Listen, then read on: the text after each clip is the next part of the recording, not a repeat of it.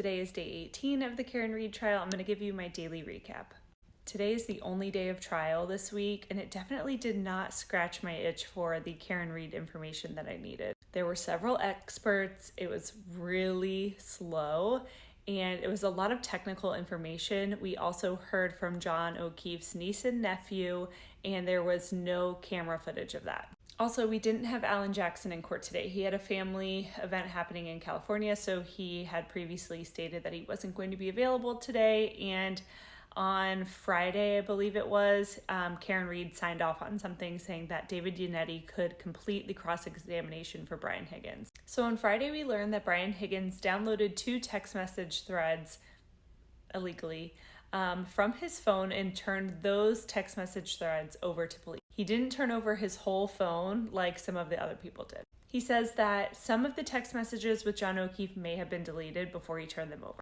We learned that in September of 2022, Brian Higgins received a letter stating that he should not destroy any evidence on his cell phone. But in May of 2023, he told investigators that he made a factory reset of his phone. We also get into a little bit about what he did with the SIM card, which I personally have never taken my SIM card out of an iPhone. I've always just turned in my phone, traded it in, or I have a few old phones in my house just laying around. SIM card's still intact. He says he either cut it up or ripped it, and then he disposed of it on a military base in Barnstable County in the Cape.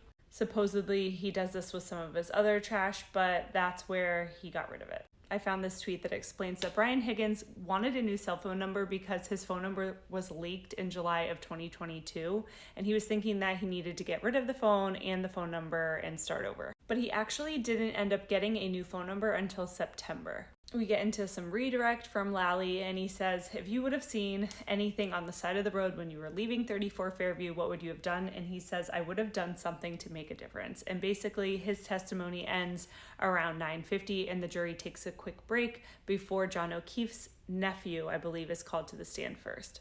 All of the questioning for the nephew was basically, have you ever seen John O'Keefe and Karen Read fighting? And he said, sometimes they had some arguments. She was nice sometimes, most of the time. They talk about the Aruba trip as well. He says that there was arguing on the Aruba trip and that she came over the morning of January 23rd and she looked sad and she was crying. David Yannetti does the cross-examination, and the nephew says that he's never seen Karen Read or John O'Keefe raise a hand to each other. He then says that he's sorry that you had to even come here today, and then the teen niece is called to the stand. She's questioned by Mr. Lally about the fighting, and she says it was good in the beginning, but then it was pretty bad at the end. She remembers a fight in Aruba and them yelling in the hotel room. So there has been a lot of questioning about the computer that was upstairs in John O'Keefe's home, and the niece says that there was a computer in the room. She doesn't think the defendant had an account on the computer, but she could go into the room. And what this is hinting at actually is that Karen Read would not have had access to that computer because that could have potentially been where she deleted any of the ring footage. We get to the morning of the 29th, and she said that Karen Read woke her up at 4:30 in the morning and asked her to call Jen McCabe. On the phone, she heard Karen Read said, maybe I had hit him, did I hit him? She says that morning Karen Read was very frantic and was pacing around, and Jen McCabe presented to me as relaxed. The last time that the niece saw Karen Read was when she came back to the house the morning of the 29th, and Karen Read said she felt like she was living in a nightmare and left, and they haven't seen or spoke to each other since then. David Yannetti does the cross-examination. A lot of the same stuff with the nephew is covered, but he wants to know why she didn't bring up the maybe I had hit him, did I hit him statement during the February 2nd interview at the district attorney's office. They start talking about her conversations with Jen McCabe. She's very good friends with Jen McCabe's daughter, so she's still in her life. And she says she hasn't spoken to Jen McCabe at all about her testimony. It's also worth noting that today the niece and nephew, who are minors, referred to Karen Read as the defendant. Next up, we have Justin Rice, and he is the doctor that was working in the emergency room at Good Samaritan Hospital the night of the 28th, morning of the 29th. He stated that when John O'Keefe arrived, he was in cardiac arrest, and he also was in hypothermia with a body temp of about 80 degrees. He stated that John O'Keefe's time of death was 7:50 a.m. He also said that he noticed on his arm some scratches or abrasions. Karen Read also arrived to the hospital that morning around 7:51 a.m., but he doesn't remember treating her or ordering any of her blood work. And this was for her Section 12 evaluation, where basically the EMTs kind of forced her to go. So there has been some chatter about if the doctor at the hospital was told that John O'Keefe was hit by a motor vehicle.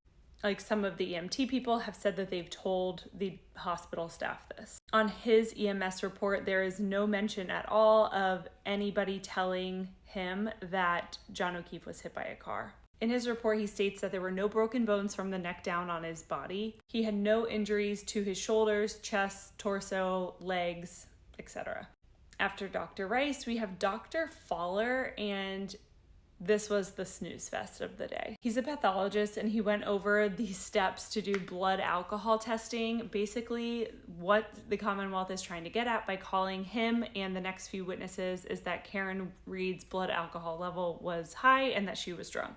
This is the first time the jury is hearing that she was drunk, because a lot of other witnesses have said that she wasn't slurring her words, she didn't seem intoxicated, but this is where we get into it. So Dr. Faller is just going over all of the procedures that the hospital takes, like what their protocol is, and it was so boring, so there's really nothing to report here. The next witness up is Nicholas Roberts, and he works for the Massachusetts State Crime Lab, and he was a great witness, but he basically explained the test that he did for Karen Read's blood alcohol level. He goes over all of the scientific terminology, and it was all totally over my head, but the findings are that Karen Read was drunk. To determine blood alcohol content, he uses a process called retrograde extrapolation. I had to take a note on that. It takes into account the time of the subject's last drink and when the test was performed. Her blood was collected at 9:08 a.m. and it was reported that her last drink was actually around 12:45 a.m. and this was in the report from Michael Proctor. Her blood alcohol level was 0.093. He actually says it was at 93 milligrams per deciliter, but basically that equates to 0.093 BAC. The Commonwealth then called Michael Trotta, another great witness. He seemed just like such a nice person. He's the superintendent of the Canton Department of Public Works. He's worked there since 2003, and he basically does all of the scheduling for the plows and everybody that's going to maintain the roadways during a snowstorm. He talked about the types of trucks that would go around the city of Canton and what specifically was scheduled for 34 Fairview. On February 3rd, he got a call from Michael Proctor, and he says he may have told him the identity of the plow driver over the phone in the call, but he can't be sure. This is really important because the plow driver was actually not interviewed until right before trial. Our final witness for the day is Louis Jutras. He works for the town of Canton. He basically handles the surveillance cameras that are at the library and other locations around Canton. He got a call from Lieutenant Gallagher saying that they were looking for evidence in a case of an accident. He was looking for surveillance footage from the library and other locations that were pointing towards Washington Street near the police station. He was looking for two specific time windows, 12 to 1 a.m. and 5 a.m. to 6 a.m. We learned that all these cameras are motion activated, and the video footage is actually kept for about 30 days. So on February 7th, these videos were extracted. He goes over exactly how this could be extracted. He basically types in the date and 12 to 1 a.m. and 5 to 6 a.m. and basically exports.